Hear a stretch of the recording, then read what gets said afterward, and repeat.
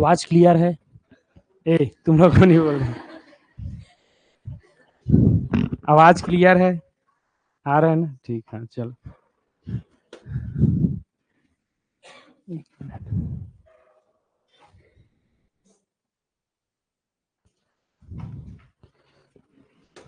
इसमें पीडी लगा है? ठीक।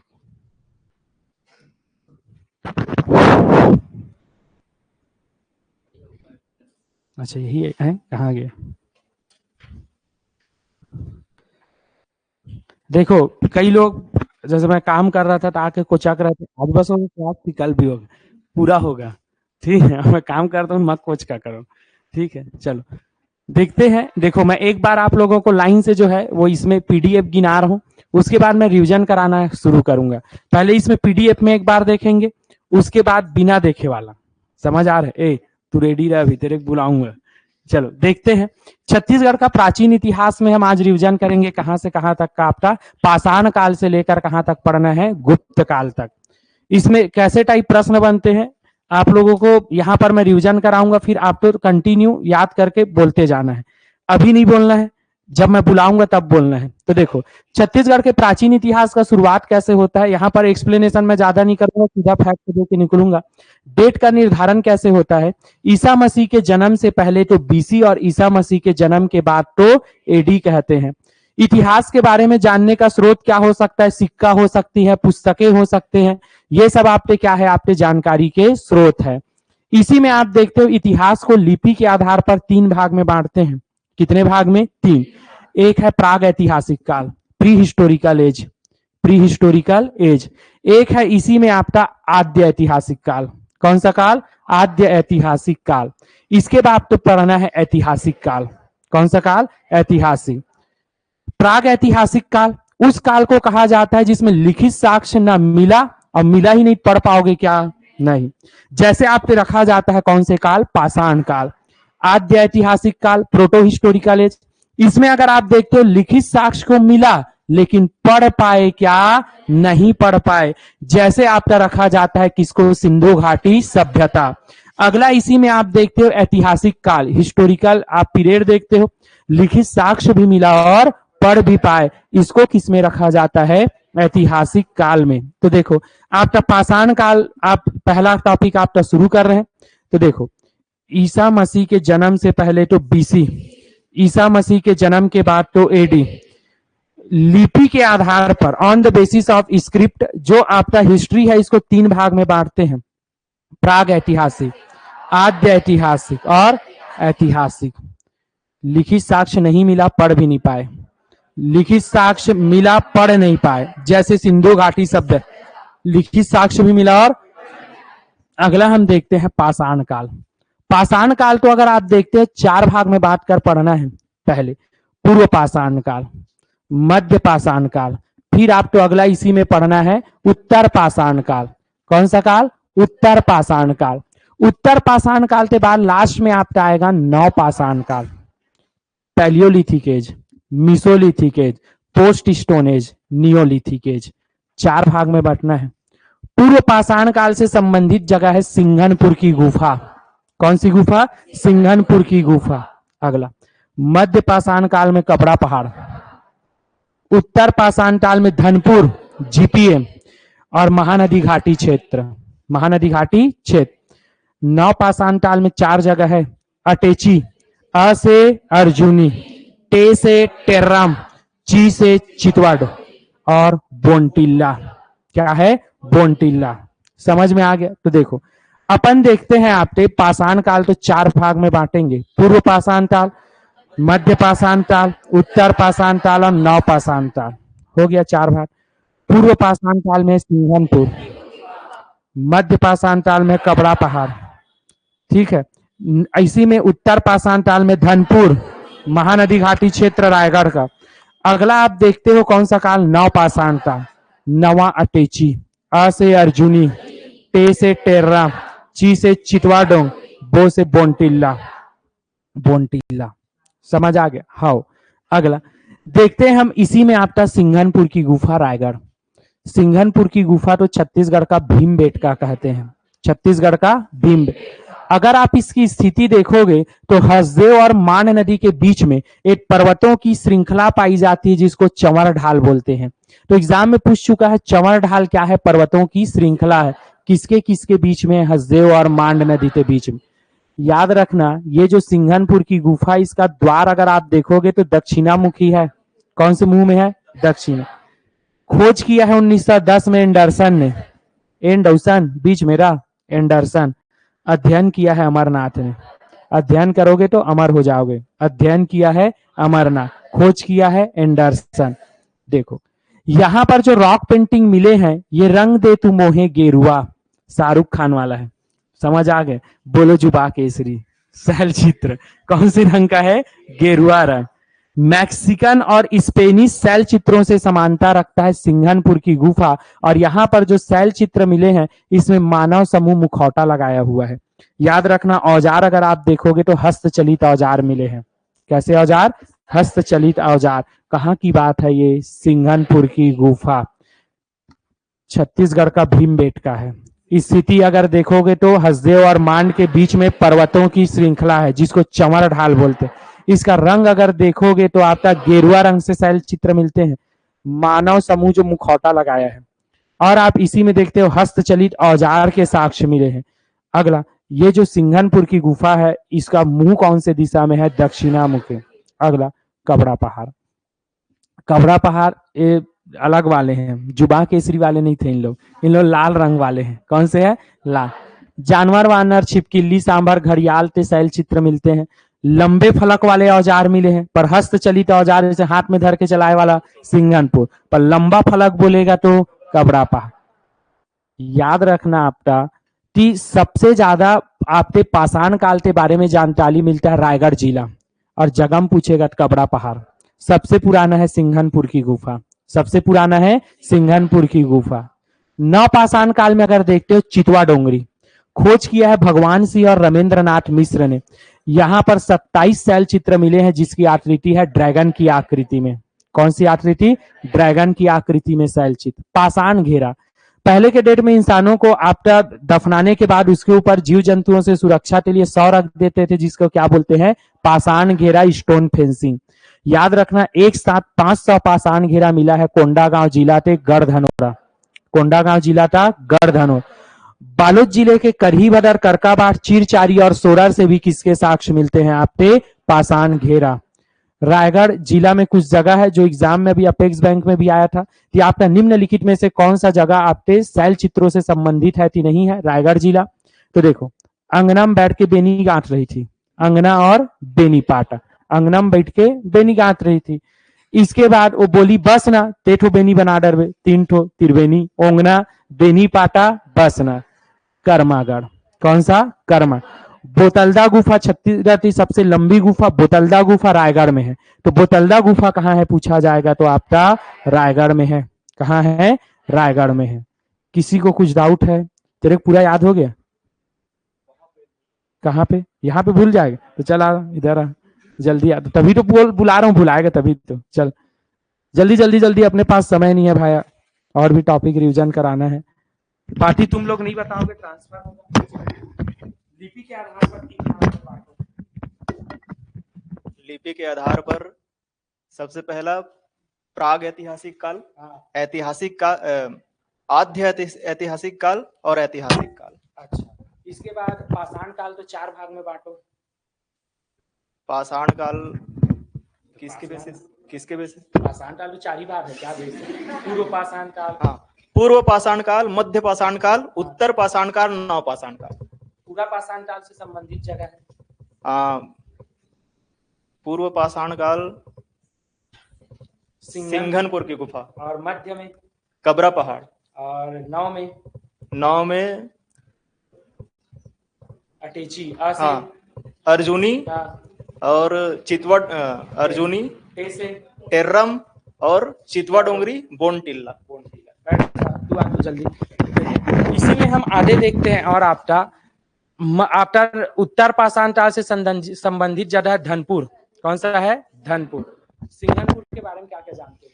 सिंघनपुर की गुफा की खोज 1910 में एंडरसन ने की है। अध्ययन इसका अमरनाथ दत्त ने किया है। इसमें गिरवे रंग की चित्रकारी मिली है और इसको छत्तीसगढ़ का भीमबेटका कहा जाता है। और सिंगनपुर औजार में हस्तचलित औजार मिले हैं।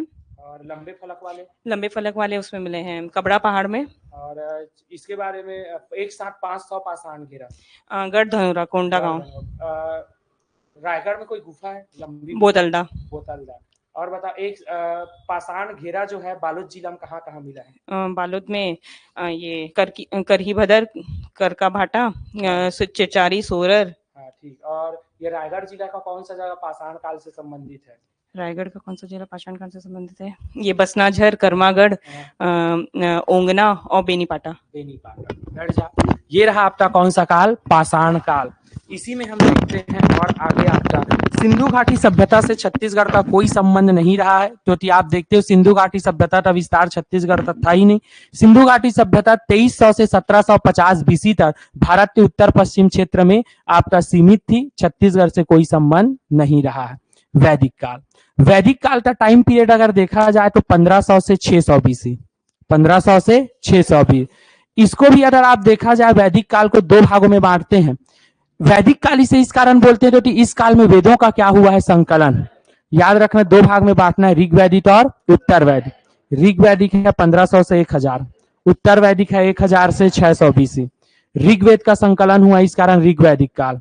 याद रखना ऋग्वेद में सबसे ज्यादा वर्णन मिला है इंद्र देवता, लगभग 250 मंत्र है। याद रखना इंद्र देवता तो वर्षा का देवता माना गया। पहली बार आप देखते हो गायत्री मंत्र का उल्लेख ऋग्वेद में मिला है। और याद रखना कौन सी माता के लिए समर्पित है? सवित्री माता। इसके बाद अगला आता है, इस काल से ऋग वैदिक काल से छत्तीसगढ़ का कोई भी संबंध नहीं रहा है। उत्तर वैदिक काल में अगर देखोगे बचे 3 वेद लिखा है, सामवेद, यजुर्वेद और अथर्ववेद। सामवेद स से सामवेद, स से संगीत है, य से यजुर्वेद, य से यज्ञ एवं कर्मकांड है। अथर्ववेद जादू टोना और तांत्रिक पद्धति। पेपर में पहले सीख लेना, समझ आ गया, काम आएगा 4 ऑप्शन लेना में। जादू टोना और तांत्रिक पद्धति है। देखो ऐसा अनुमान लगाया जाता है कि उत्तर वैदिक काल से छत्तीसगढ़ का संबंध रहा होगा, लेकिन छत्तीसगढ़ का कुछ नाम मिलता है क्या? नहीं। स से सतपथ और स से समुद्रों का वर्णन, जब दोनों ओर समुद्र को जानते थे मतलब छत्तीसगढ़ को जानते थे।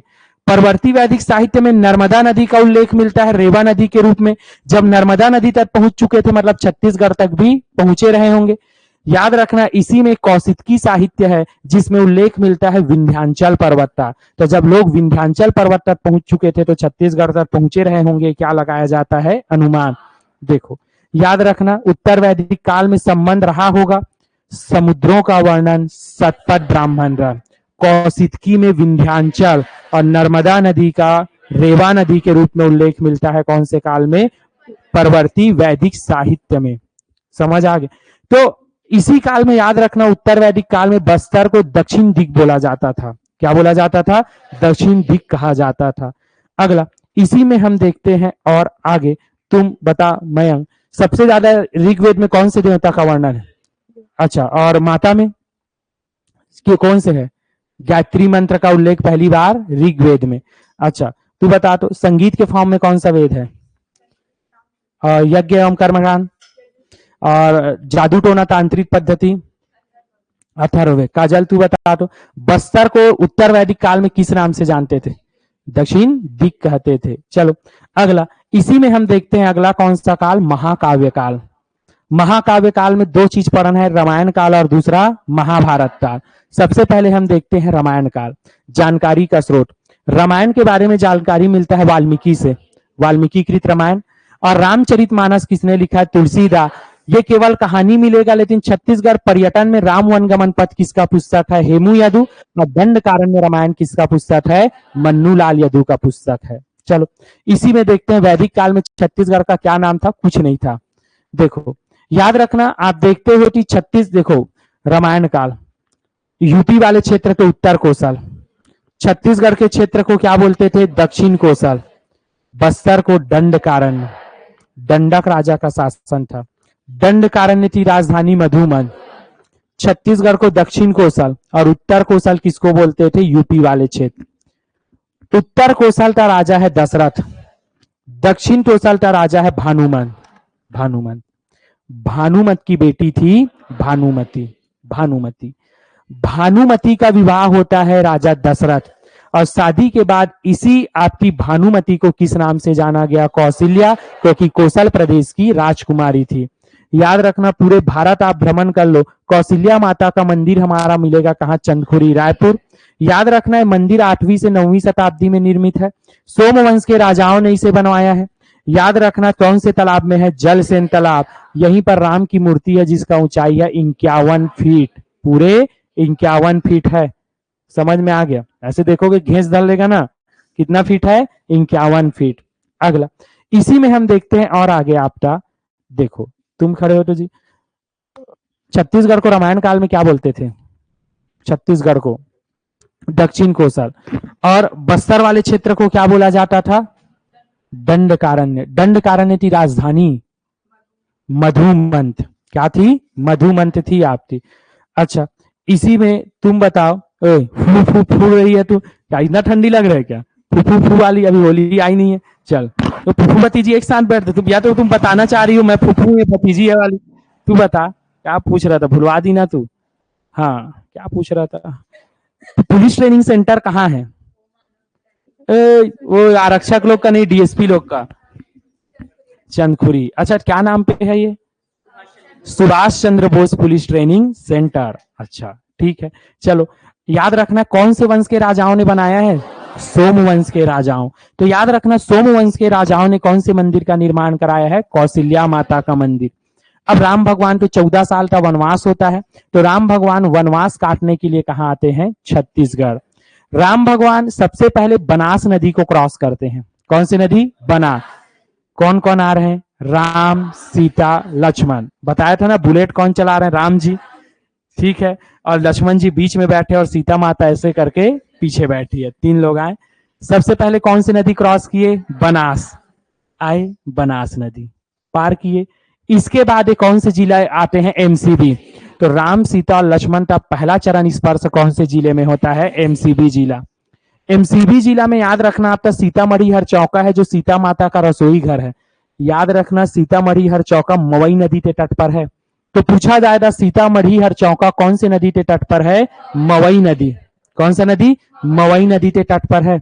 अगला याद रखना, इसी आप देख रहे हो सीतामढ़ी हर चौका अत्रि मुनि का आश्रम है। कौन सा? अत्रि मुनि। अत्रि मुनि का आश्रम। अगला याद रखना, यहां पास आ जाते हैं सूरजपुर। सूरजपुर में सीता लेखनिक पहाड़ी। कौन सी पहाड़ी? सीता लेख। सरगुजा में आ जाओ, रामगढ़, सीता बेंगरा और लक्ष्मण बेंगरा सरगुजा में। इसके बाद आगे आ जाओ आप रायगढ़। राम जी तीर चलाए, झरना निकल गया, राम झरना। राम झरना रायगढ़। जांजगीर चांपा में आप आओगे तो खरौद। खरौद क्यों पड़ा? तो राम भगवान ने खरदूषण राक्षस का क्या किया है? वध। इसी कारण याद रखना, यहीं पास आप आते हो, खरदूषण का वध हुआ है, और यहीं पर लक्ष्मण जी ने शिवलिंग स्थापित किया, लक्ष्मणेश्वर मंदिर। इसी को लाखा चौर मंदिर बोलते हैं। क्या बोलते हैं? लाखा चौर मंदिर। समझ आ गए? सबसे पहले नदी क्रॉस किए, बनास, एमसीबी जिला पहुंचे, सीतामढ़ी हर चौका सीता माता का रसोई घर। सीता माता बर्तन वर्तन कहाँ धोई दी? मवई नदी। मवई, भाजी वाजी वहीं धोएगी ना, हाँ, फिर बनाएगी मवई नदी के तट पर। अगला क्या हुआ? पेन वेन गिर गया क्या? कि मच्छर वच्छर खोज रहे हो? नहीं मिल रहे करके। चलो अगला इसी में देखते हैं आपका सूरजपुर में क्या है? सीता लेखनी की पहाड़ी। अच्छा, तो वो क्या है, नीचे नीचे ऐसे होते हैं, लगता है मच्छर वच्छर तो नहीं खोज रहे हैं इन लोग। अगला सरगुजा। 3 तो है, एक नाम राम के नाम रामगढ़, फिर लक्ष्मण जी के नाम लक्ष्मण बेंगरा, और एक सीता जी थे सीता में। सीता कुंड वगैरह भी वही है, सीता माता नहाती थी वहीं पे, सीता कुंड। समझ अभी बता रहा हूँ, तुम लोग का छोड़ो हटाओ। अगला रायगढ़ में क्या है? राम झरना। रायगढ़ में राम झरना। समझ आ रहे? त्रैंकुश, ओ इधर कुंड भी है क्या? चलो देखते हैं। अगला इधर आगे और देखते हैं। आगे आपका जांजगीर चांपा में खरौद, खरदूषण का वध, लाखा चौर मंदिर, लक्ष्मणेश्वर मंदिर। समझ आ? कोई जमहाना उमहाना बस नहीं है। चलो अगला इसी में और देखते हैं आगे हम लोग। आओ, राजिम में लोमस ऋषि का आश्रम। राजिम में लोमस ऋषि का आश्रम है। अगला इसी में हम देखते हैं और आगे आपका धमतरी जिला में सिहावा पर्वत। सिहावा पर्वत का पुराना नाम है सुक्तिमती पर्वत। सिहावा पर्वत का पुराना नाम सुक्तिमती। सिहावा पर्वत पे तपस्या करते थे श्रृंगी ऋषि। याद रखना, प्री शिष्या महानंदा। उसी के नाम पर किसका नामकरण महानदी का। याद रखना महानदी का उद्गम होता है केशकाल घाटी, आपका महानदी और इंद्रावती के बीच जल विभाजक के रूप में काम कर रहा है केशकाल घाटी। पंचवटी में सीता माता का अपहरण हुआ है, कांकेर जिला। याद रखना इसी कांकेर में कंक ऋषि का आश्रम है। तो अत्रि मुनि का आश्रम एमसीबी और कंक ऋषि का आश्रम कांकेर, लोमस ऋषि का आश्रम राजीव। अगला इसी में देखते हैं और आगे, नर नारायण मंदिर शिवरी नारायण, सबरी माता ने जूठे बेर खिलाए। याद रखना शिवरी नारायण 3 नदी के संगम पर है, शिवनाथ महानदी जोंक, शिवनाथ महानदी जोंक। 3 तू आए बोल रही थी क्या? देख महानदी शिवनाथ और जोंक। याद रखना अभी अपेक्स बैंक में आया था, शिवरी नारायण में शिवरी माता के गुरु मतंग ऋषि का आश्रम है। तो मतंग ऋषि का आश्रम कहाँ है? शिवरी नारायण। सबरी माता ने जूठे बेर खिलाए, ओ खा लिए। अगला इसी में आते हैं और बिलासपुर जिले का कोसला गांव रामायण कालीन से संबंधित माना जाता है। इसके बाद आप देखते हो कि तुरतुरिया, नाम इस कारण तो झरना है, तुरतुर तुरतुर का आवाज आता है तो तुरतुरिया।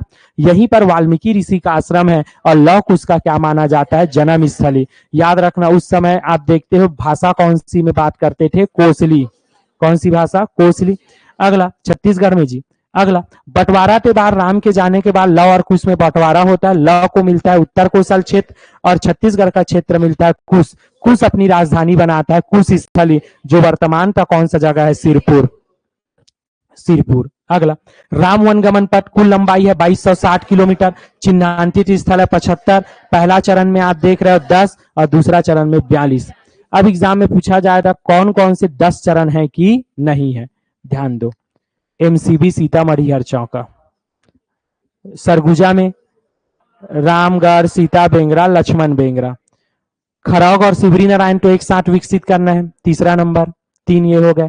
चौथा तुरतुरिया, तुरतुरिया। 5वां चंदखुरी कौशल्या माता का मंदिर।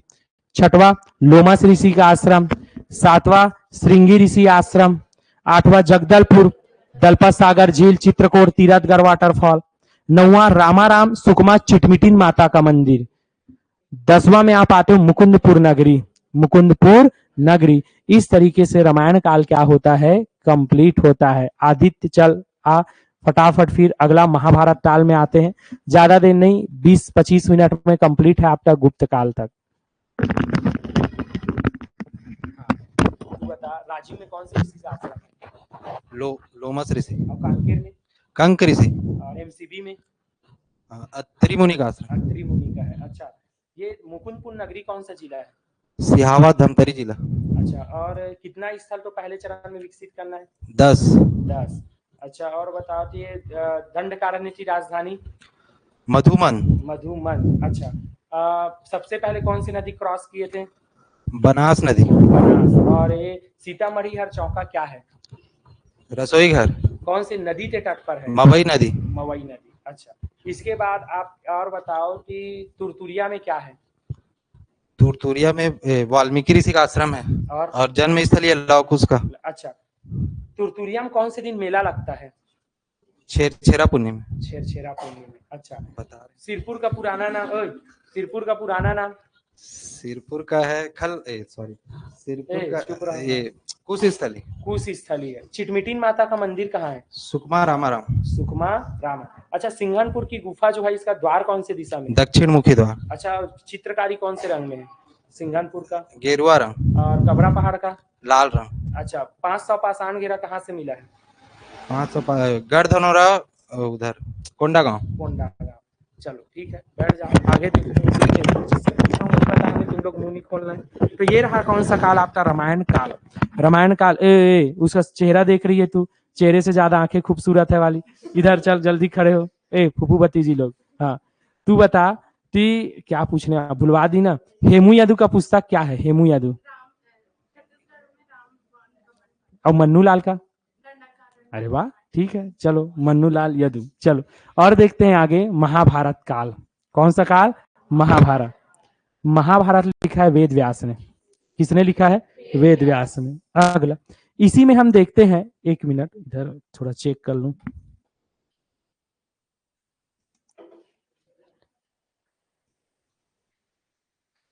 केत गणेश जी। विशाल, तू तो ऑफलाइन आने वाला था। सोनाली को बुलाया था। कौन सोनाली? देखते हैं और आगे।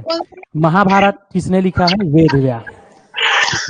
छत्तीसगढ़ का ऊपर वाला क्षेत्र को कोसल या प्राक कोसल, कर्ण द्वारा जीता गया क्षेत्र कोसल, सहदेव द्वारा जीता गया क्षेत्र प्राक कोसल।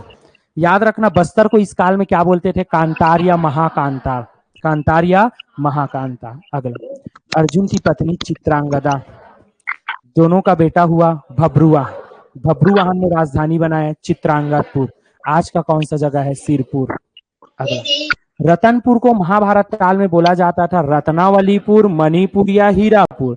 रत्नावलीपुर, मणिपुर या रतनपुर का राजा था मोराध्वज या मयूराध्वज और उसकी पत्नी कौन थी? पद्मावती। याद रखना इन दोनों का बेटा है ताम्रध्वज। ये सब राम कहानी बता चुका हूं, नहीं बताऊंगा। आरंग का पुराना नाम क्या है? भांडेर। क्या है? भांडेर। और सिरपुर का पुराना नाम चित्रांगदपुर और रामायण काल में नाम कुशस्थली। अगला, बस्तर को आप देखते हो कि आपका आरी से अंग से काटा गया ताम्रध्वज को इस कारण जगह का नाम आरंग पड़ता है। याद रखना खल्लारी का पुराना नाम खल्लवाटिका। लाख का बना हुआ घर खल्लारी में है, लाक्षागिरी। भीम के पैर के निशान है भीमखो, कौन सा जगह? भीमखो। शक्ति चले जाओ, गुंजी और दमोदर ऋषभ देव से संबंधित है, जैन धर्म के पहले तीर्थंकर। यहीं पास आप देखते हो भीमा तालाब है, भीमा तालाब। नकटा मंदिर सुने हो? जांजगीर, नकटा, ठीक है। तो नकटा मंदिर कहाँ है? जांजगीर। तो देखो याद रखना आपका कि ऋषभ तीर्थ ऋषभ देव से संबंधित जगह कौन सा है? गुंजी या दमोदर। इस तरीके से आपका महाभारत काल भी क्या हुआ? कंप्लीट। महाभारत लिखा है वेद व्यास, हो गया। महाभारत लिखा है वेद व्यास। इसके बाद अगला याद रखना है आप लोगों को कि अर्जुन की पत्नी है चित्रांगदा, दोनों का बेटा है भब्रुवाहन। भब्रुवाहन, भब्रुवाहन ने अपनी राजधानी बनाया चित्रांगदपुर, आज का है सिरपुर। याद रखना आपका मोराध्वज की राजधानी है आपका रतनपुर। रतनपुर का पुराना नाम रत्नावलीपुर, मणिपुर, हीराप। आरी से अंग से काटा गया आरंग, पुराना नाम भांडेर। दमऊ दरहा गुंजी किससे संबंधित है? ऋषभ देव, ऋषभ देव से। अगला, महाजनपद काल। महाजनपद काल से आप देखते हो व्यवस्थित जानकारी मिलना शुरू होता है। दो धर्म का उदय, बौद्ध और जैन धर्म। याद रखना बौद्ध धर्म की पुस्तक है अंगुत्तर निकाय जिसमें 16 महाजनपद का उल्लेख मिलता है और जैन धर्म की पुस्तक है आपकी भगवती सूत्र, इसमें भी कितने महाजनपद का उल्लेख? 16। याद रखना ये जो अंगुत्तर निकाय है इसमें कहा गया है कि छत्तीसगढ़ कोसल महाजनपद में था, बौद्ध धर्म की पुस्तक। और आप देखते हो कि जैन धर्म की पुस्तक में कहा गया कि छत्तीसगढ़ चेदी महाजनपद में था। इसी कारण छत्तीसगढ़ के इतिहासकार है राय बहादुर हीरालाल, उनका मानना है कि लोग छत्तीसगढ़ के क्षेत्र को पहले चेदी महाजनपद में था तो चेदीसगढ़ बोलते थे और चेदीसगढ़ बोलते बोलते लोग क्या बोलना शुरू कर दिए? छत्तीसगढ़। तो चेदीसगढ़ का अपभ्रंश रूप है छत्तीसगढ़, किसने कहा है? राय बहादुर हीरालाल। जैन धर्म से संबंधित स्थल देखो, जैन धर्म से संबंधित स्थल छत्तीसगढ़ में क्या क्या है? एक तो अभी दुर्गम बन रहे, वो नाथल तीर्थ, वो शिवनाथ नदी के पास जी पुष्प वाटिका है। दारू पीने का अड्डा बन गया है ना आजकल, तो पहले पुष्प वाटिका, उसके उस पारिनी तट वहीं पास एक बन रहा है। तो देखो पहला, पांचवा, 16, 23, 24, 1, 5, 16, 23, 24। पहला में ऋषभ देव गुंजी, पांचवा में सुमतिनाथ आरंग, शांतिनाथ भाटागुड़ा, भाटा साथ खाओ शांति से रहो, शांतिनाथ भाटागुड़ा। पार्श्वनाथ नगपुरा, नगपुरा। महावीर स्वामी आरंग, महावीर स्वामी। ऋषभ देव गुंजी, सुमतिनाथ आरंग, शांतिनाथ भाटागुड़ा, पार्श्वनाथ नगपुरा और महावीर स्वामी आरंग। समझ आ गए?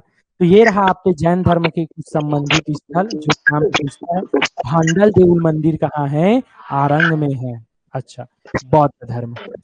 गौतम बुद्ध जो है छत्तीसगढ़ आए थे और सिरपुर में 3 माह रुके थे, जानकारी मिलता है उनकी पुस्तक अवदान शतक से। अवदान शतक, शतक मारने आए थे गौतम बुद्ध।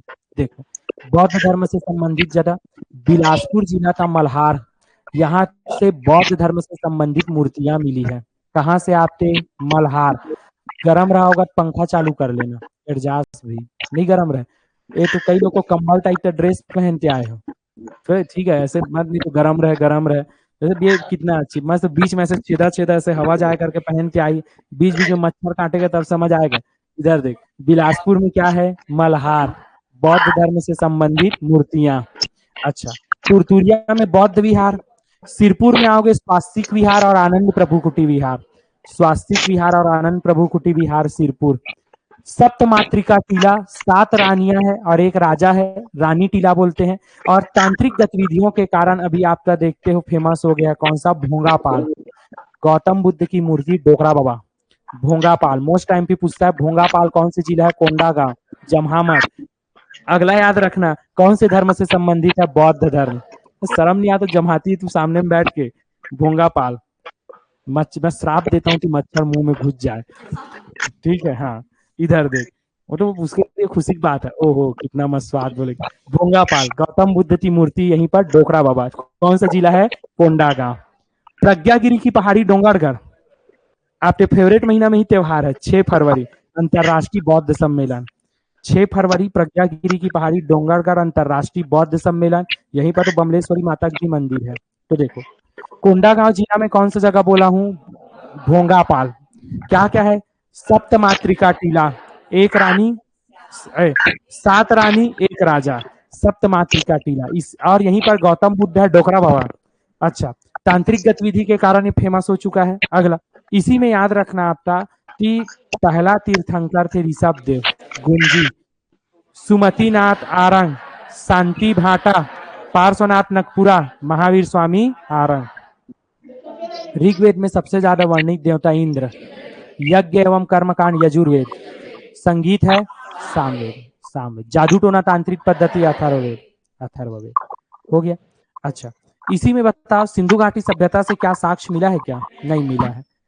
सतपथ ब्राह्मण ग्रंथ, समुद्रों का वर्णन, कौशिकी साहित्य, विंध्यांचल, परवर्ती वैदिक साहित्य, नर्मदा नदी, रेवा नदी के रूप में उल्लेख मिलता है। समझ आ गया। दक्षिणामुखी है द्वार, सिंघल। चंवर ढाल क्या है, पर्वतों की श्रृंखला। कौन से 2 नदी के बीच में, हसदेव और मान, हसदेव और मान। अच्छा, इसी में बताओ आप लोग कि लंबी गुफा कौन सा है, बोतल, जिला रायगढ़ में। अच्छा, इसी में और बताओ आप लोग कि आपका कौशल्या माता का मंदिर चंदखुरी कौन से वंश के राजाओं ने बनाया, सोमवंश। रामायण काल में सिरपुर का नाम कुशीस्थल, महाभारत में चित्रांगतपुर, आरंग का पुराना नाम भांडेर है, ठीक है। गुंजी या दमऊ दरहा, शक्ति जिला, ऋषभ देव से संबंधित है। प्रज्ञागिरी पहाड़ी मेला कब लगेगा, 6 फरवरी अंतरराष्ट्रीय बौद्ध सम्मेलन। तुरतुरिया जाओगे कौन से दिन मेला लगेगा, छेरछेरा। मकर संक्रांति दिन मेला लखन घाट। समझ आ गए। कार्तिक पूर्णिम मेला लगता है आपका महादेव घाट, कार्तिक जी महादेव घाट। अच्छा, तुम लोग यहाँ होली मनाते रहोगे, सतनाम पंथ वाले गिरौदपुरी जाएंगे। आपका होली के समय मेला लगता है कहाँ, गिरौदपुरी में। कहाँ लगता है, गिरौदपुरी। चलो आगे आते हैं इसी में मौर्य काल। अब मौर्य बाद सातवाहन के बाद वाकाटक और गुप्त हो गया 15 मिनट। और मौर्य काल अभी पूछूंगा ना लास्ट में, अभी पूछने अभी आने वालों की संख्या इधर ज्यादा है, ठीक है। रोशन ठीक होती नहीं, हाँ हाँ, एक हो गया। और हाँ अंगुत्तर निकाय वाला भी है। हाँ चलो अगला, मौर्य काल। देखो भाई, मौर्य काल की स्थापना कैसे होती, पाकिस्तान जाओगे खैबर दर्रा, विदेशी आक्रमण यहीं से। आप देखते हो पता चल गया किसको, विष्णुगुप्त चाणक्य कौटिल्य। बताने गया नंद वंश के राजा घनानंद। जमा मत, चाणक्य का कैसे अपमान हुआ था पता है, हाँ जमाओ मत, ठीक। तो याद रखना आपका, नंद वंश का राजा कौन है, घनानंद। जैसे रोशन जमहाना उमाना नहीं है। कहाँ है अपना वो चुटैया रखता है, कहाँ है बद्रीनाथ, कहाँ है उत्तराखंड का बद्रीनाथ, नहीं आया है क्या, अच्छा वहां बैठा है क्या, ठीक। चलो देखो, नंद बेचारा उत्तराखंड मेंस देने गया, उसको वहां उतरा पेपर कैंसिल हो गया। अब बेचारा यहाँ तो पढ़े थी वहां का पढ़े, वो दिखता ही बद्रीनाथ टाइप का है। चलो और देखो, और चल रोशन इधर देख, नंद वंश का राजा कौन है, घनानंद। चोटी खींच के बाहर निकाल दिया विष्णुगुप्त चाणक्य या कौटिल्य। तो लात मार के भगाया। बदला लेता है विष्णुगुप्त, एक बालक तो तैयार करता है चंद्रगुप्त। चंद्रगुप्त मौर्य ने घनानंद को पराजित किया और पराजित करते हैं और आपके नंद वंश की समाप्ति और उदय होता है मौर्य वंश। हाउ मौर्य वंश में 3 राजा याद रखना है, चंद्रगुप्त मौर्य, बिंदुसार और अशोक। देखो चंद्रगुप्त मौर्य जैन धर्म को मानता था, संलेखना विधि से शरीर त्यागा है। समझ आ गया। 298 बीसी कर्नाटक में चंद्रगिरी की पहाड़ी, यहीं पर आप जाओगे तो गोमतेश्वर की प्रतिमा, कौन सी प्रतिमा? बिंदुसार है ही बिंदु। अगला अशोक। अशोक का राज्याभिषेक होता है 269 बीसी और याद रखना अपने राज्याभिषेक से 8 साल बाद 261 बीसी में लड़ा जाता है कलिंग का युद्ध। कलिंग का युद्ध इसका हृदय परिवर्तन होकर बौद्ध धर्म को अपना लेता है। और याद रखना इन्होंने अभिलेख लेखा परंपरा शुरू किया, तो भारत में पहली बार अभिलेख लेखा परंपरा किसने शुरू किया है? अशोक ने। सबसे पहले आप देखते हैं दारो ने किया था विश्व स्तर पर, इसी से प्रभावित होकर अशोक ने किया है। याद रखना आपका सरगुजा में आप जाओगे तो रामगढ़ की पहाड़ी, रामगढ़ की पहाड़ी, 2 गुफा, जोगी मारा, सीता बेंग। यहाँ पर आप देखते हो कि कर्नल औसले ने खोज किया है आपका किसका? जोगी मारा की गुफा, सीता बेंगरा की गुफा में जो अभिलेख मिला है इसका। ये जो अभिलेख है ये पाली भाषा और ब्राह्मी लिपि में लिखा है। कौन सी भाषा? पाली भाषा और ब्राह्मी लिपि। याद रखना जग घूम लिया थारे जैसा न कोई, कौन गा रही है? प्रेमी देवदत्त और उसकी प्रेमिका कौन है? सुतनुका। देवदासी सुतनुका और उसका प्रेमी देवदत्त के नए गाथा का वर्णन मिलता है जोगी मारा की गुफा, जमहामत सृष्टि। अगला विश्व की प्राचीनतम नाट्यशाला या थिएटर माना जाता है सीता बेंगरा की गुफा। से सीता बेंगरा से संतलाल कटारे, सीता बेंगरा की गुफा का अध्ययन किया है संतलाल कटारे और खोज किसने किया है अभिलेख का? कर्नल औसले। समझ आ गया। अगला मौर्य काल में जो सेना थी उसमें बस्तर की हमारी सेना थी, उसको 8वीं सेना कहा जाता है। याद रखना अशोक का लाट कहां से मिला है? कपाटपुरा। कोटाडोल एमसीबी से आप देखते हो मौर्यकालीन मूर्तियां भी मिली है, तो मौर्यकालीन मूर्तियां कहां से मिली है? कोटाडोल एमसीबी। अगला याद रखना आपका मौर्यकालीन सिक्का अगर आप देखते हो तो तास, टी से तारापुर, ए से अकलतरा, ए से सारंगढ़।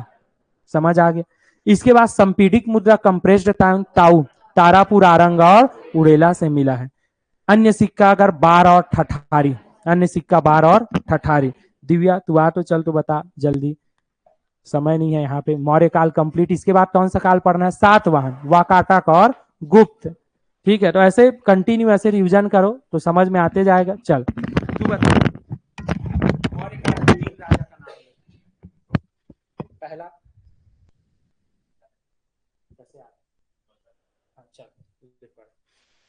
चंद्रगुप्त मौर्य, बिंदुसार और अशोक। चंद्रगुप्त मौर्य शरीर त्याग है कौन सी विधि से? संलेखना विधि से, कर्नाटक, श्रवण बेलगोला में। अच्छा, उसके बाद राजा बिंदुसार, उसके बाद अशोक। अशोक का राज्याभिषेक कब हुआ है? 269 में। 269। और अशोक कलिंग युद्ध लड़ा है 261 बीसी में। 261 बीसी। अच्छा, इसके बाद बता अशोक का लाट कहाँ से मिला है? कपाटपुरा, सरगुजा। मत बता, ठीक है। अशोक का लाट कपाटपुरा। अच्छा, इसके बाद वो अभिलेख का खोज कौन किया है? कर्नल औसले ने किया है, जोगी मारा की गुफा और सीता बेंगरा की गुफा का। डबल आ रहा है क्या आवाज? ठीक है, हाँ बंद कर दे। अगला याद रखना सीता बेंगरा की गुफा के बारे में क्या जानकारी है? सीता बेंगरा की गुफा के बारे में ये जानकारी कि विश्व का सबसे प्राचीनतम नाट्यशाला है। अध्ययन कौन किया है? संतलाल कटारे ने। अच्छा, और कोई अभिलेख का खोज? कर्नल औसले ने। अच्छा, कौन सी भाषा में है? यह है पाली भाषा में, ब्राह्मी लिपि में। अच्छा, इसके बाद बताओ जो सिक्का मिला है वो कहाँ से मिला है? चांदी का सिक्का 3 जगह से मिला है, तास, तारापुर, अकलतरा और सारंगढ़। संपीडित मुद्रा ताऊ से मिला है, तारापुर और आरंग और उड़ेला। अन्य सिक्का बार और ठठारी। अच्छा, इसी में जो बस्तर में जो सेना थी उसको क्या? 8वीं सेना। 8वीं सेना बोलते थे। अच्छा, चलो ठीक है, ये रहा कौन सा काल? मौर्य काल। किसी ऑनलाइन डबल आवाज आ रहा है क्या? एक बार मैं चेक कर ले रहा हूँ चैट में। सर डबल आवाज आ रहा है sir, voice not clear. Oh sir voice repeat हो रहा है, अब क्लियर है। ओके ठीक। देखो वाइज अगर डबल आएगा तो एक बार ऑफिस नंबर में कॉल कर लेना। चलो देखो इसी में देखते हैं हम और आगे। ये कुछ रचना है, ये प्यारे लाल, ये सबटा हटा इधर, इसको करवा देंगे, रुको अभी। सातवाहन काल देखो, राजधानी थी इसकी प्रतिष्ठान, वाहन तो स्थान में रखोगे, प्रतिष्ठान, वाहन तो स्थान में रखोगे, प्रतिष्ठान। ठीक है, अगला याद रखना, सातवाहन वंश के राजाओं तो दक्षिणापथ का स्वामी बोलते थे। कहाँ का स्वामी? दक्षिणापथ का स्वामी। किरारी का काशी स्तन था, अन्य नाम है यज्ञ यज्ञ नाम है। इसका खोज हुआ है, प्राप्ति हुआ है 1921, 9 फीट 4 इंच का है। समझ आ गए? हीराबान तालाब रायपुर, हीराबान तालाब जो है ये कहां से मिला है? किरारी गांव शक्ति जिला। हीराबान तालाब किरारी गांव शक्ति जिला। साल या सरई लकड़ी बना है, तभी तो अभी तक नहीं सरा है। इसमें सातवाहन वंश के किसी भी राजा का नाम नहीं मिलता, अधिकारियों का नाम और उसके पद का नाम। ना ही इसमें कोई तिथि डेट वेट मिला है क्या? नहीं। इसमें जो लिखा हुआ है इसकी भाषा है प्राकृत और लिपि है ब्राह्मी। कल तो मैं गया था, देखे होगे उसमें मैं डाला था। हाँ यस यस गया तो मैं, तुम लोग फालतू जगह नहीं घूमता हूँ, काम का जगह जाता हूँ। तो भाषा कौन सा था? प्राकृत। लिपि कौन सा था? ब्राह्मी। याद रखना इसमें पद मिलता है कुल पुत्रक, जो कौन सा है? इंजीनियर। कौन सा है? इंजीनियर। इसके बाद यह भी रखा हुआ है महंत घासीदास म्यूजियम रायपुर। इसकी स्थापना अगर आप देखते हैं किसके नाम पर है? महंत घासीदास, राजनांदगांव रियासत के राजा है महंत घासीदास। ए से अपीलक, बी से बालपुर, अपीलक का सिक्का बालपुर से। मिट्टी का मुहर मिला है मरहार, मां से मिट्टी, मां से मल्हार। वेद श्री अंकित होता था, थप्पा क्या अंकित होगा? वेद श्री। अपीलक का सिक्का बालपुर। किरारी का कांस्य स्तंभ 9 फीट 4 इंच, 9 फीट 4 इंच। देखो इसी में याद रखना आपका बिलासपुर जिला था चकड़बेड़ा, जहां से रोमन कालीन सिक्का मिला है, जिससे अनुमान लगाया जाता है कि हमारा व्यापार रोम से चलता था, जल और थल दोनों मार्गों से। चकड़बेड़ा। दमऊ दरहन नाला चट्टान शिलालेख, बताया था ना, ऐसे बैठे थे, ऐसे ऐसे गोल गोल बना रहे थे, देखे कुछ लिखा है तो पढ़े क्या कि उसमें लिखा हुआ था कि आपका कुमार वरदत्त श्री ने अपनी उम्र बढ़ाने के लिए ब्राह्मणों को 1000 गाय दान में दिया था। कहा है शुक्ला जी नहीं आए क्या? चूक गया ना, उसको भी दान दक्षिणा मिले रहता। तो याद रखना, दिया था मतलब दत्त, वर दत्त। ऐसे भी वर तो ही तो देते हैं, वधू थोड़ी कुछ देते हैं दहेज में जी। तुम्हारे भुला गए कि किसको दिए थे, क्या था, तो किसको देते हैं? वर तो, और दिया तो दत्त, वर दत्त श्री। उम्र बढ़ाने के लिए कितने हजार? 1000 गाय। कितना बार? 2 बार। अगला, बिलासपुर के बूढ़ी खार से लेख युक्त चतुर्भुज विष्णु की प्रतिमा मिला है, विष्णु की प्रतिमा, जिसमें 2 माइलोगन लोग का नाम है, प्रजावती और भारद्वाजी। काजल टाइप 2 माइलोगन का नाम, एक का नाम प्रजावती और दूसरा भारद्वाजी का नाम मिलता है। अगला, सातवाहन वंश के राजाओं ने 5 मंजिला संघाराम का निर्माण किया था बौद्ध भिक्षुओं के रहने के लिए, और इसके समय में मिस्र का यात्री कौन आया था? टॉलमी आया था। कौन आया था? टॉलमी आया था, मिस्र का यात्री। समझ में आ गया? अच्छा, इसके बाद थोड़ा एक आध लोग से पूछ लेते हैं, कौन है जो स्वेच्छा से आना चाहेंगे। फिर मैं अगला टॉपिक कौन सा है, वाकाटक में आऊंगा। सातवाहन तो हो गया, कौन है जो आना चाहेंगे? भानु प्रताप, हाँ चल जी, जल्दी आ, जल्दी जल्दी चल। अग्रवाल जी, चलो फैन ऑन करोगे क्या थोड़ा? हाँ तो क्यों नहीं करी, कर।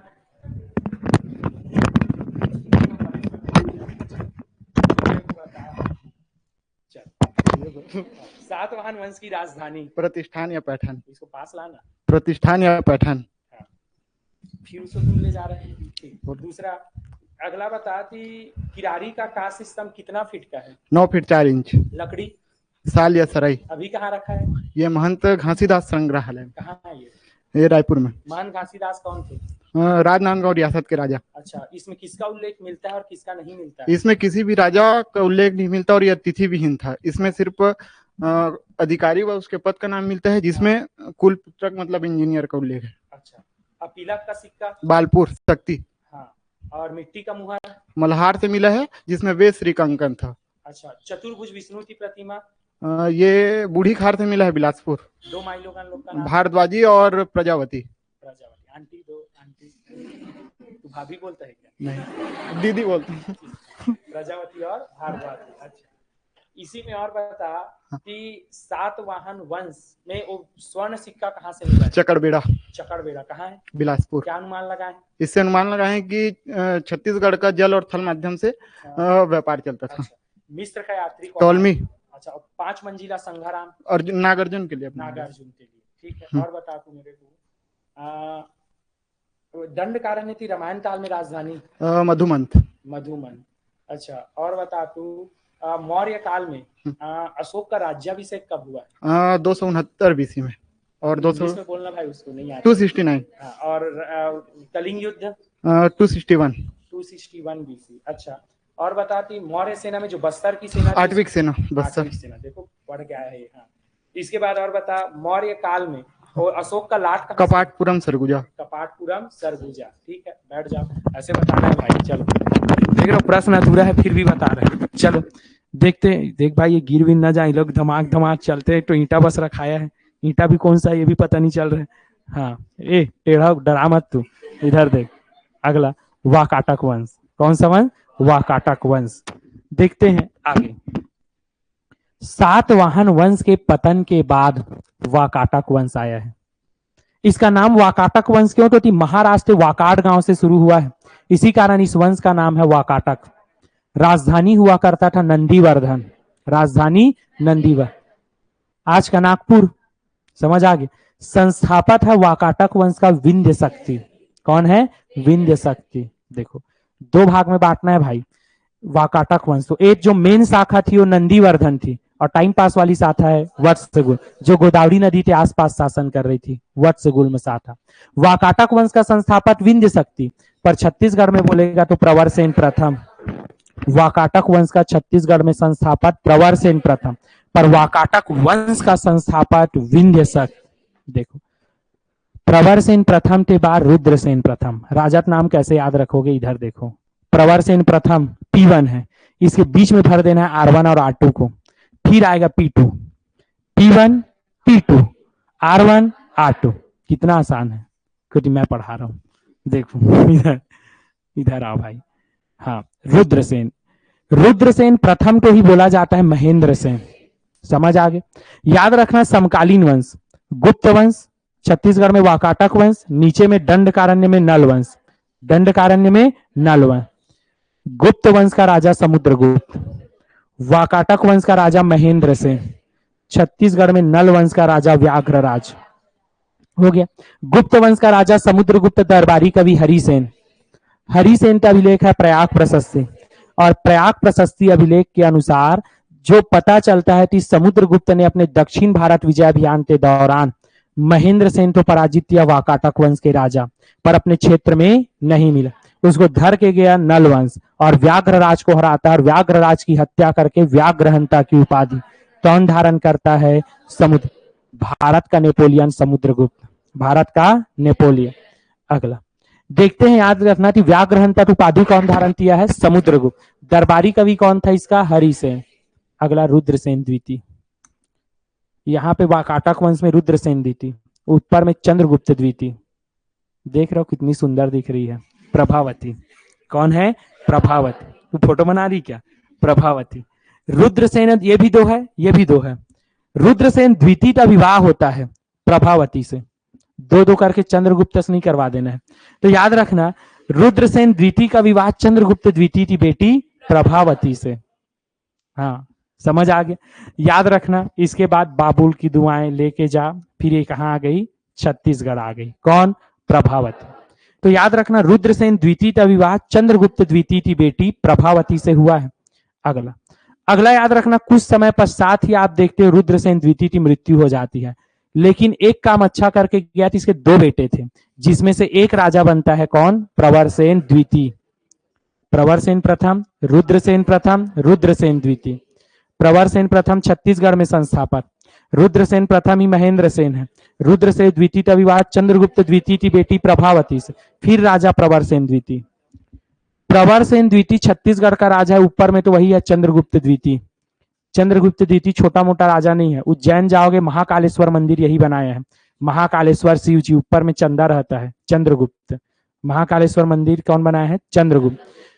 याद रखना इसी के दरबार में आप देखते हो कि आपका कौन थे, कालिदास भी थे, पूरा इन्हीं लोग थे चंद्रगुप्त द्वितीय के दरबार में। कालिदास, याद रखना कालिदास जो है ये प्रवर सेन द्वितीय के दरबार में आता है और सरगुजा के रामगढ़ की पहाड़ी में थोड़े समय के लिए विश्राम करता है। और रामगढ़ की पहाड़ी को आपका कालिदास क्या बोलता है, स्वर्ग का द्वार, स्वर्ग जाने का रास्ता।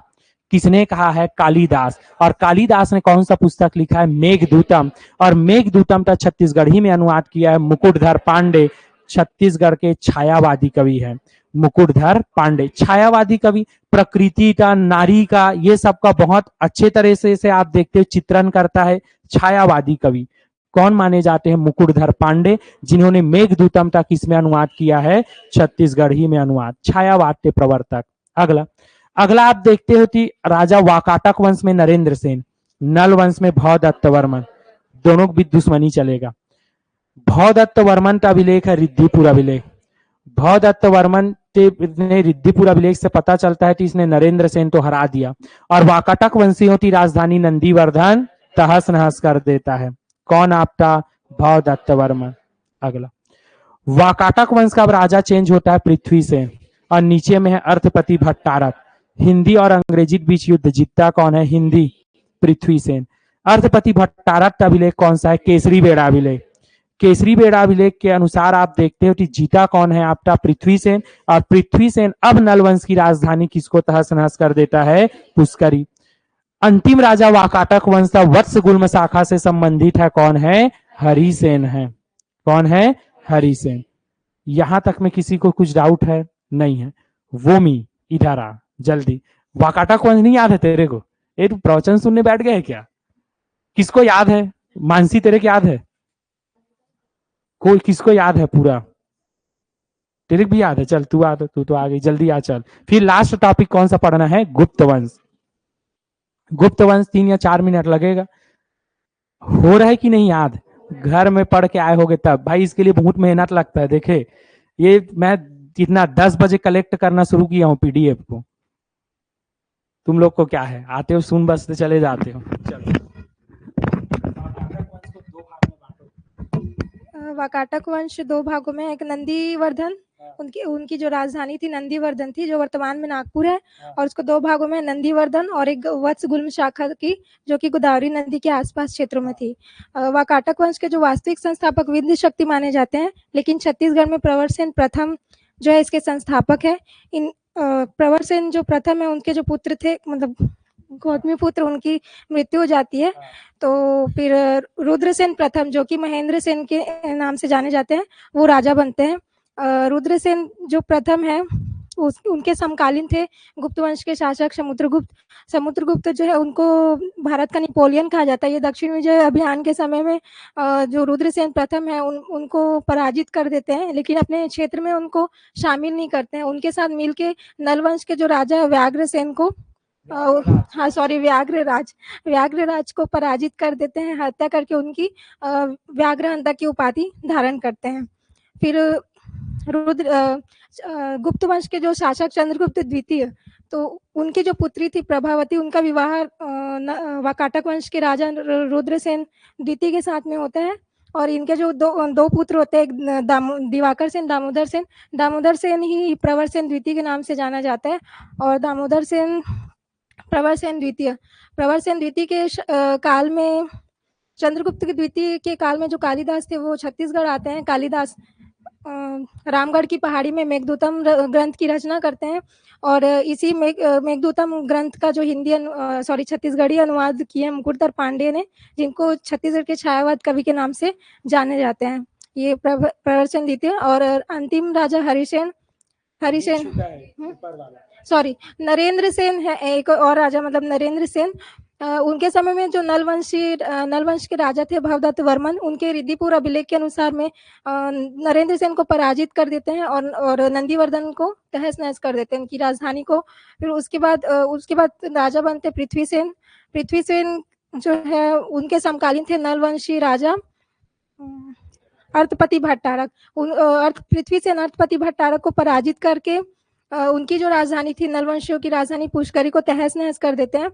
फिर इस केसरी बेड़ा अभिलेख के अनुसार ये जानकारी प्राप्त होती है। उसके बाद अंतिम राजा होते हैं वाकाटक वंश के हरिसेन, जो कि वत्सगुल्म शाखा से थे, और ऐसे ही इसके साथ ही समाप्त। ये अच्छा बताई, ठीक। ऐसे लाइन से बताना है, समझ आए? तुम लोग लिख के देख के आते हो कि नहीं?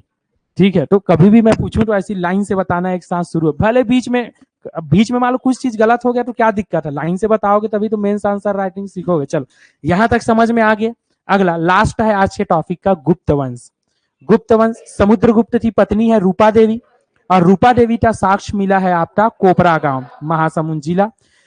जो समुद्रगुप्त है ये महानदी के तट पर पड़ाव डाला था, इस कारण आप देखते हो कि महासमुंद का नामकरण किसके नाम पर किया गया है? समुद्रगुप्त के नाम पर इसका नामकरण हुआ है। रामगुप्त, दुर्ग जिले के बानाबरस से सिक्का मिला है। बानाबरस एग्जाम में पूछा गया प्रश्न है, अगर आपसे गौ हत्या हो जाए, जैसे मान लो बहिरी में ही गाय खड़ा है, तो करके कोचक दिए, गए वहीं पे गाय फ्लैट हो गई, तुम्हारे ऊपर गौ हत्या का पाप लग गया, तो आप मुक्ति पाने के लिए कहां जाओगे? बानाबरस जाओगे। समझ आ गए? याद रखना, यहां पर सिक्का मिला है रामगुप्त, समुद्रगुप्त और कांचगुप्त का।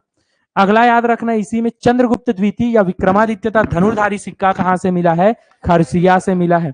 चंद्रगुप्त द्वितीय विक्रमादित्य का धनुर्धारी सिक्का खरसिया। कुमार गुप्त का मयूर सिक्का मिला है आरंग से। याद रखना, पिटाई वल्द रायपुर से भी गुप्त वंश के सिक्का मिला है।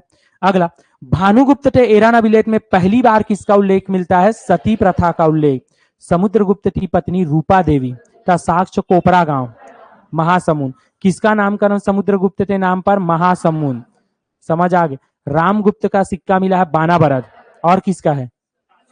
कांचगुप्त, और किसका है? समुद्रगुप्त। देखो, भानुगुप्त का कौन सा अभिलेख? एरान अभिलेख, जिसमें किसका उल्लेख मिलता है पहली बार? सती प्रथा।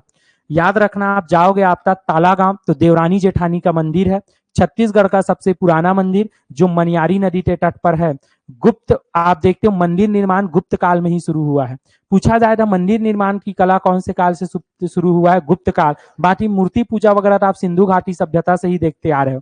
तो याद रखना, आप देखते हो छत्तीसगढ़ में देवरानी जेठानी का मंदिर छत्तीसगढ़ का सबसे पुराना मंदिर है जो ताला गांव में है, और दूसरा पुरानी मंदिर है केवटीन माता का मंदिर, पुजारी पाली बरमकेला रायगढ़ में है। ये सब गुप्त कला काल का क्या करते हैं? प्रतिनिधित्व।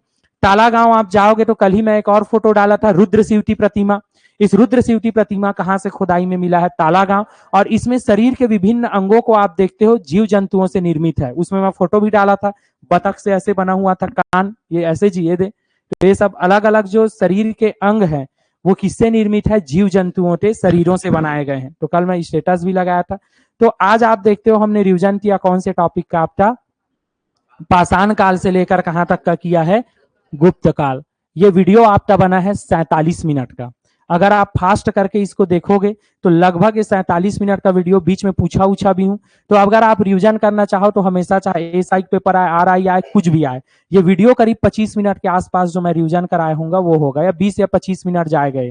समझ आ रहा है? ऐसे कर करके हम सारे सब्जेक्ट रिकॉर्डिंग कर लेंगे, और जो नहीं आ रहे हैं वो जाने। ये जो वीडियो जो बनेगा ये हमेशा के लिए आपका काम आएगा। अभी देख रहे हो 149 है इसका रेट, ठीक है। जो नहीं वो आपके ऊपर है भाई। एप्लीकेशन आने का कई बुराई भी है, पैसा लगता है 90, 195, लेकिन इससे ज्यादा कहीं फायदा भी है। समझ आ रहे? 5,000, 10,000 देने के बाद भी ना कोई रिविजन करा कैसे नहीं देगा? समझ आ? जहां पर मिलता है उसका कीमत नहीं होता, वो अलग बात है। समझ आ रहे?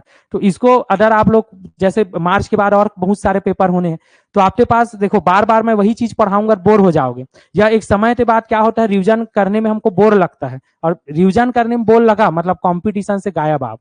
तो इस कारण मैं वीडियो जो बना रहा हूँ जीएस का वीडियो, आप देखते हो ये कितना मिनट का? 20 या 25 मिनट में रिविजन हो जाएगा, 20 मिनट मानते चलो, ठीक है। तो ये आपका हो गया। ऐसे ही अपन कलचुरी काल पढ़ लेंगे, मराठा काल पढ़ लेंगे। तो कल मैं रिविजन कराऊंगा आप लोगों को कलचुरी काल और मराठा काल, दो पढ़ के आना है। अच्छा, कलचुरी काल और कवर्धा का फनी नागवंश दो पढ़ के आना। मराठा काल के साथ मैं दूसरा कराऊंगा। अच्छा, इधर बचा है क्या तुम्हारा? सरबपुरी राजवंश से कहां तक पढ़ के? राजर्षि तुल्य वंश से लेकर नल बाण वंश तक। कल रिविजन रहेगा कहां से? सरबपुरी राजर्षि तुल्य वंश से बाण वंश का वीडियो तक, ठीक है। तो ज्यादा अच्छा। और मार्च के बाद मैं बता रहा हूं, मेरे रिक्वेस्ट करने पर एप्लीकेशन भी क्या होता है कि ये क्लास खत्म।